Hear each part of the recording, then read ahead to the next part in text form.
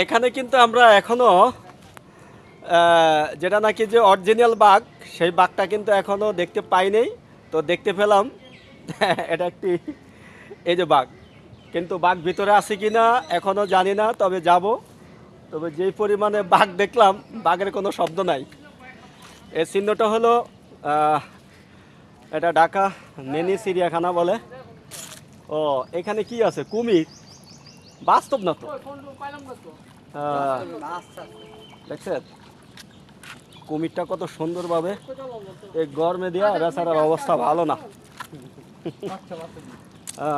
দেখি